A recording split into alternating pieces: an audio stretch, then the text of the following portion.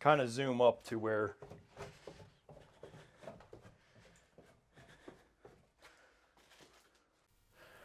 so this is really disappointing. So I have a crack in my tub. I installed this bathtub about 4 years ago, and there was a small leak coming from here, and basically my tub flange had cracked.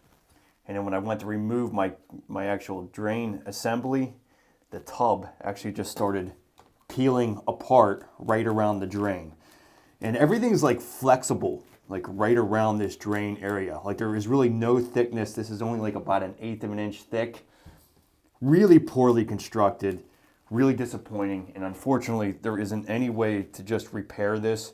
We're gonna have to remove this entire tub. So whether you had something like this, or you had a major nick or scratch, or you had some kind of leak, you know, having to remove a tub when you have all new tile in here is definitely something that takes a little bit of precision to do, but I'm going to show you how to go about removing this tub and installing a new one and then re-piecing in the tile.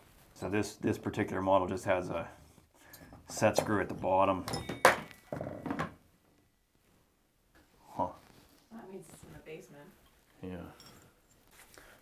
Okay, so bigger tiles like this, I mean, we're basically just going to be smashing it out with a hammer, but my objective is basically to pull out the backer board a little bit below this top layer. So I'm going to be trying to prevent from damaging the board right at the top of here, because I want to try to basically waterproof into the existing waterproofing that I have there. I'm just going to literally just start smashing it out with a hammer.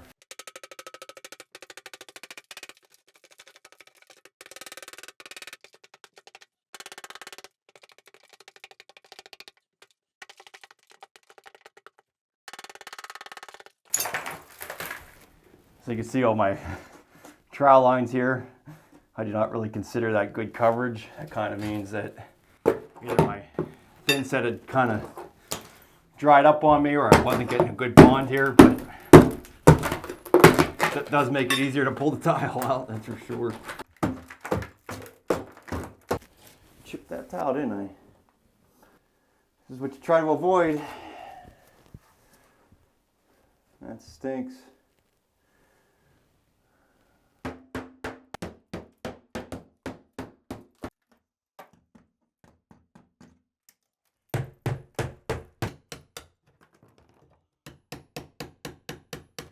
Ah. Ah, dang it. This stuff is so delicate. Ah.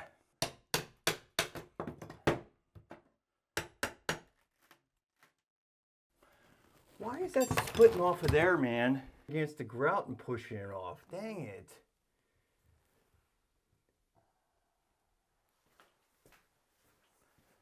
What the hell is the damn?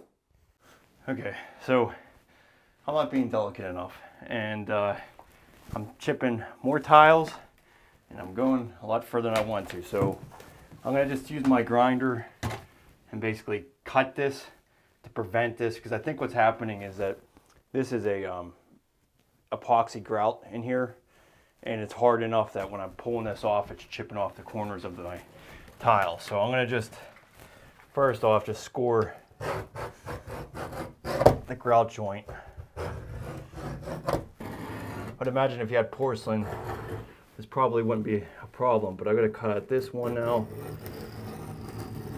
And I didn't want to get an oscillating tool necessarily for this grout joint, because if you touch the sides, you're gonna end up chipping the towel anyway. So what I'm gonna do is just kind of cut next to the grout line and be a little bit more delicate with cutting this out.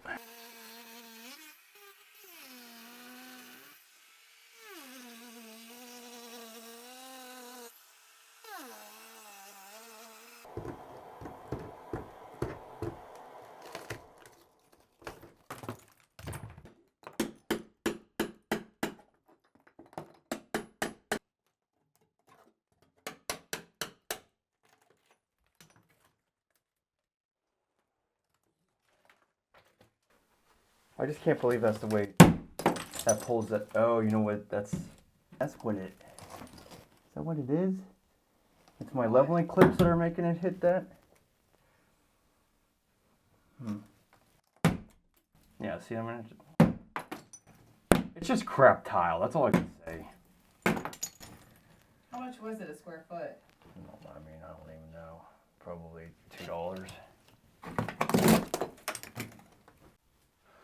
All right, well, didn't work out the way I had hoped. There's two things here that was really problematic. One, I had really tight grout joints, so you really can't even, I mean, and this was epoxy grout as well, so it's a very strong grout. And any type of oscillating grout tool was probably most likely still going to be damaging that tile. And then as you were seeing, as I was beating this apart, it was just chipping the tile. So I'm kind of already halfway through the tub surround because I got this one's cracked, this one's cracked, this one's cracked, and who knows how many more I'm going to be in for here. So, you know, the other problem is that it's foam board behind here. I have that Go board foam board, which is a great product. It's waterproof, but it doesn't, when you try to tear tile off of it, it just wants to break off in chunks. So I'd have a really hard time waterproofing and seaming this correctly and getting it even with this tile. I used a Euronotch trowel, and basically it's just going to be really hard to maintain the waterproofing around here. So in a lot of ways, it's just going to be more simple just to tear this all out and just start all over again. Really disappointing. Really, what a waste. What a waste is all I can say. So lesson here, buy a quality tub so you don't end up with this type of situation.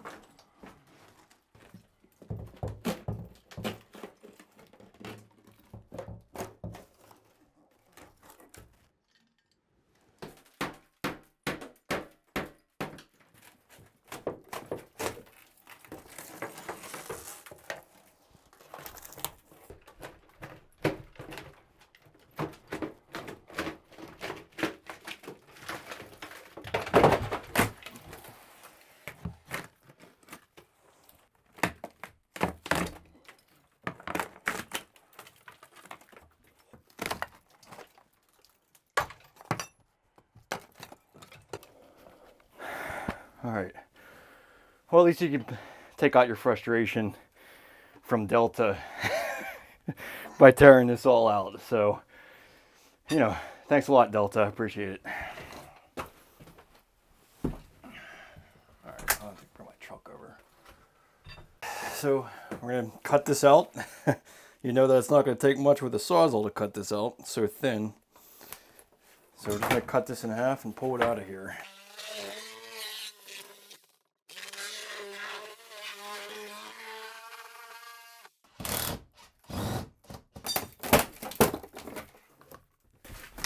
I'll just show you right there. Look at that. 1/8 inch thick. What? Unbelievable.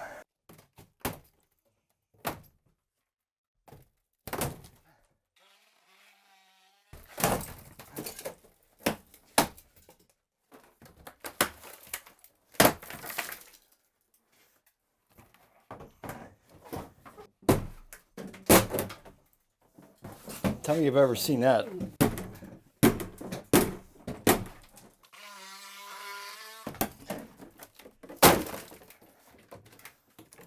I have never been able to tear a tub out like that. Absolutely crazy.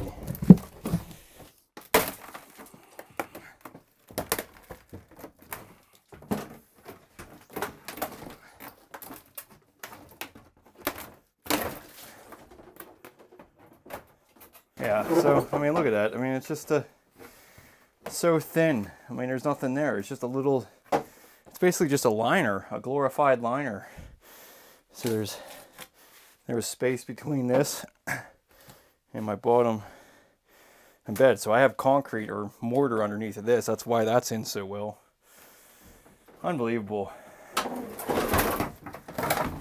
The only thing that was actually holding this tub, making it feel sturdy, was this mortar bed.